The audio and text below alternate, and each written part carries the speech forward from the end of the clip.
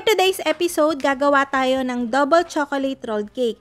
Bali, itong gagawin natin ay copycat ng Goldilocks pero hindi tayo maglalagay dito ng chocolate. Pero panigurado masarap pa rin ito. And ang una natin kailangan gawin ay mag-separate ng 6 na pirasong malalaking itlog. And after nun, bali, iwiwis lang natin yung 6 na egg yolks hanggang siya ay maging frothy. Magbigay kayo ng kaunting time para talagang i-mix ito. Pwede rin kayong gumamit dito ng hand mixer kasi mas maganda yung texture ng ating cake kapag nalagyan nyo ng konting air yung ating egg yolks. And after nun, maglalagay tayo dito ng 1/4 cup ng oil, 1/4 cup ng sugar, 1/3 cup ng milk. Evaporated yung ginamit ko pero pwede rin kayong gumamit ng fresh milk. 1/2 teaspoon ng baking powder, 1/2 teaspoon ng salt, and 1/4 cup ng cocoa powder. Mas maganda kung ang gagamitin yung cocoa powder dito ay yung magagandang klase. Ang ginagamit ko this time ay Hershey. Pwede rin kayong gumamit ng Bensdorp o kaya ng iba pang alam yung magandang klase ng cocoa. And then, imimix lang natin yon, and once na na-mix na natin siya, magsisif na tayo ng 3/4 cup ng cake flour. Pwede rin naman kayong gumamit dito ng all-purpose flour, pero bawasan nyo siguro ng nasa 1 tablespoon. And then, imimix lang natin to hanggang sa maging well-combine na sila. And after nun, yung ating egg whites naman ang ating imimix. Gagamitan ko ng hand mixer yung pagmimix natin dun sa ating egg whites, at pag nagsimula na siyang mag-froth, unti-unti na akong maglalagay doon ng 1/2 cup ng sugar. Bali, imimix lang natin to hanggang maging medium stiff na siya. Ang texture nun, yung shiny pa rin siya, pero pagka inangat mo yung iyong hand mixer, magke-create na siya ng pointy na merang.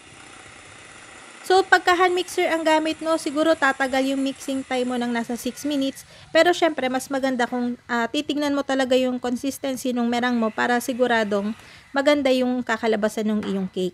And then after nun, i-fold lang natin yung mga nasa 1/3 cup ng ating merang dito sa ating chocolate butter. And imimix lang natin to hanggang siya ay maging well combined. Makikita nyo na well combined na ito kapag kapantay na yung kulay.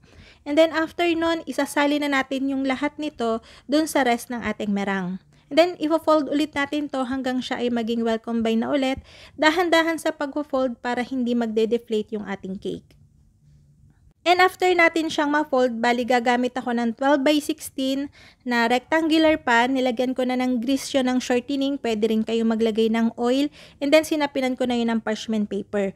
Kung ayaw nyong gawin siyang rolled cake, pwede rin nyo naman gamitin tong recipe to sa mga round cakes o any pan na gusto nyo paggamitan, pwede nyo rin naman gamitin to. Bali, itong cake na to ay hindi siya katulad ng chiffon kasi mas malambot yung kakalabasan ng cake natin na to. And nagme-melt talaga siya sa bibig. And i-bake natin siya sa 150 degrees Celsius for 20 to 23 minutes. I-check nyo yung gitna kapag firm na, and then okay na yun. Wag nyo rin siyang pabayaan na ma-overbake kasi medyo may hirapan kayo mag-fold nun kapag nangyari. Kasi mas malaki yung chance nun na magka-crack siya kapag niro-roll na natin.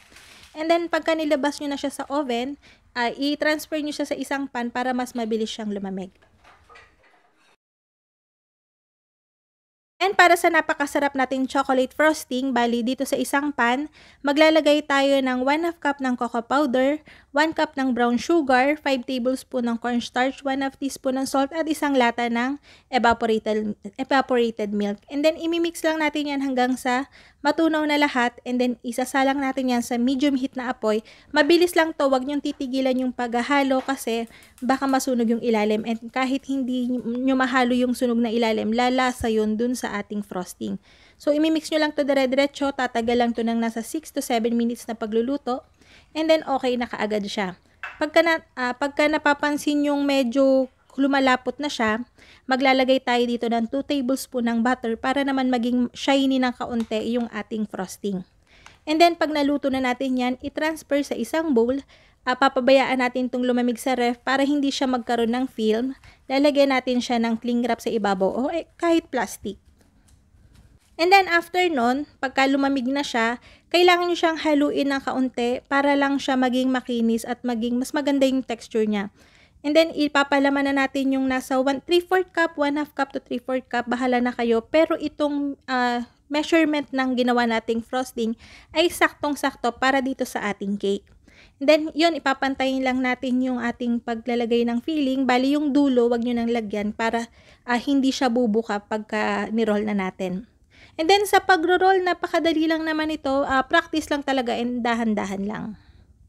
Pagka natapos natin siyang i-roll, kailangan nyo tong i-rest kahit naman hindi sa ref na, pero mas mabilis kasi kapag nilagay natin siya sa ref. I-rest natin to for 15 to 20 minutes para lang pagka tinanggal na natin siya dun sa parchment paper, hindi na siya bubuka. So yun, ilalagay ko muna to sa ref, and pagkatapos nun, pwede na natin siyang hatiin and ilagyan natin ang frosting. Bali ito, isi-serve ko to as half roll, kaya hinati ko siya sa gitna. Kung gusto nyo namang i-serve to as whole roll, pwede rin naman, tapos pwede nyo rin to lagyan ng dedication o ng iba't iba pang design. Pero itong ating ginawang chocolate fudge ay saktong-sakto para i-frost at gawing filling dito sa ating cake.